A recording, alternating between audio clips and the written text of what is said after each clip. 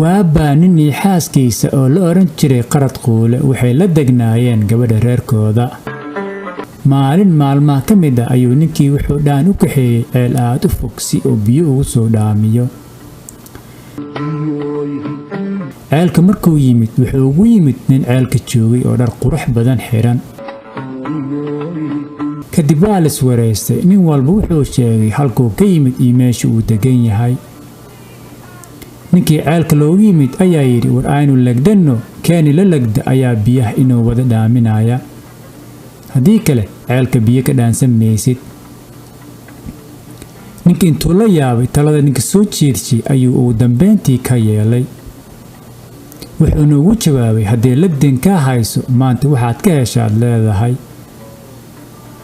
ninkii fikradda soo jeediyey wuxuu ahaa qoris maris bahal ah.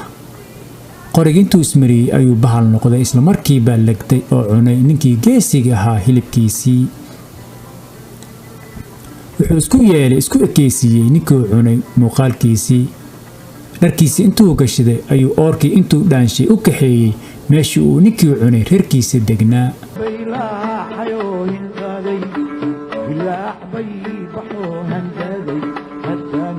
waqti dambe oo fiid ah ayuu isku soo aadiyey si aan loo garan. markuu yimid wuxuu dadkii ku yidhi war anigu waan daalanahay ee dhaanka ila fura. dadkii reerka oo ay qaraad ku jirta ayaa soo baxay oo dhaankii la furay. kadib qaraad oo cunto fiican ninkeedii u sii karisay reer qurxoonni u sii dhigtay ayaa gurigii geysay oo tiri adiga iska naso, anaga ayaa dhaanka furayno. na ardoo dab inooga keen dariska dhaxan baa ii haysa ayuu qoris maraskii ka codsaday qaraad. intay gabadhu dabkii ku maqnayd ayuu cuntadii bannaanka ku daadiyey. ileen waa waraabo bahal ah oo aan cunin cuntada caadiga ah. qaraad weli wax kama dareemin oo waxay u malaysaa ninkeedii. subaxdii markii waagii bariyey ayuu u tagay qaraad aabbaheed wuxuuna ka codsaday inuu u ogolaado in xaaskiisa ula guuro reerkiisa uusan muddo arag. qaraad aabbaheed wuu ka yeelay arrintaas. waxaana gabadha aqalkeedii iyo dhiibaad baa loogu raray oor weyn oo la odhan jiray bacadle. sidaa baana lagu ambabixiyey dardaaran iyo ducoba loogu sugootiyey. cabbaar markay socdeen ayaa ninkii qaraad ku yidhi war anigu weli waxaa ugu jira daalkii dhaanka ee artigan fuulayaaye igu wad. waa hagaag ee fuul oorka waxay intaa u raacisay war ma carruur baad tahay miyaada xishoonaynin, waa maxay oorka isaar. ninkii qorigii ayuu ismariyey wuxuuna noqday waraabo dadow wuxuuna bilaabay inuu cuno oorka kuriskiisii. oorkii ayaa cabaaday markii kuriska laga qaniinaba. qaraad waxay la yaabtay wax aragtida ka cabaadinaya. waxay weydiisay su'aasha ah bacadlow biyo qaboobay maxaa ku helay. shabaxda jijmahaaga ayuu ratida diidayaaye iska bixi buu qoris maraskii ugu jawaabay qaraad.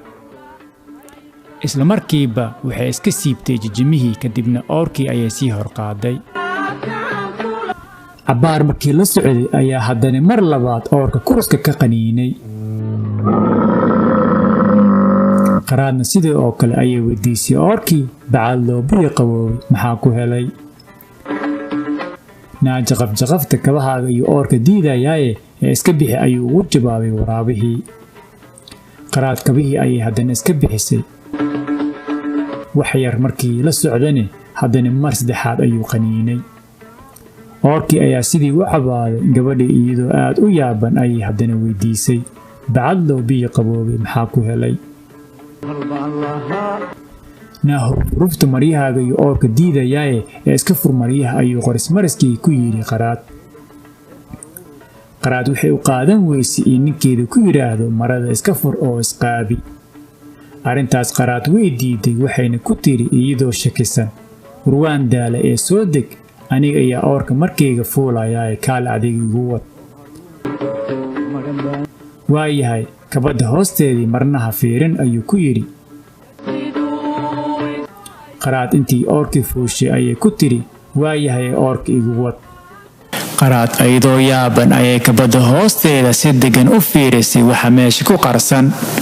waxayna aragtay dhaawacii ku yaalay ratiga kuriskiisa oo duleelay. qaraad waxay ogaatay inuusan ninka ahayn ninkeedii ee uu yahay bahal cunay ninkeedii oo dharkiisa soo gashtay. qaraad talla ayaa ka caddaatay, waxayna isla markiina ka fikirtay siday ugu badbaadi lahayd bahalkaas cunay ninkeedii haddana cunay oorkii ay jecleed ee bacadle. qaraad waxay ahayd qof garaad badan, waxayna ka tashatay siday ugu badbaadi lahayd.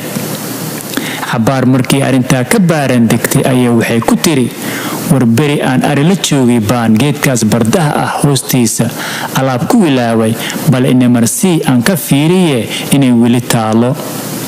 waa hagaagee dhaqso, safar baanu nahay, waqti hanaga luminin.